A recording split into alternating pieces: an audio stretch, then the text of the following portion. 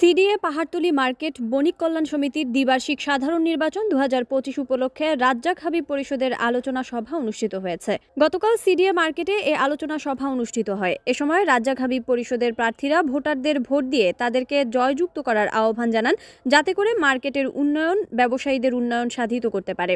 এ সময় উপস্থিত ছিলেন রাজ্জাক হাবিব পরিষদের সভাপতি প্রার্থী আব্দুর রাজ্জাক ভূঁইয়া, সিনিয়র সহসভাপতি প্রার্থী মোহাম্মদ ইমরান, সহসভাপতি প্রার্থী ডাক্তার মোহাম্মদ আব্দুল খালেক, সাধারণ সম্পাদক প্রার্থী হাবিবুর রহমান চৌধুরী, যুগ্ম সাধারণ সম্পাদক মোহাম্মদ আরিফুল ইসলাম, সহ সাধারণ সম্পাদক মোহাম্মদ গোলাম মোর্শেদ তুহিন, সাংগঠনিক সম্পাদক মোহাম্মদ ইসমাইল হোসেন, দপ্তর সম্পাদক শ্রী কাজল ধর, অর্থ সম্পাদক মোহাম্মদ মহিউদ্দিন সহ অন্যান্যরা রাজ্জাক হাবিব পরিষদের সকলের ভোট দিয়ে জয়যুক্ত করে সকলকে সেবা করার সুযোগ করে দেওয়ার আহ্বান জানান।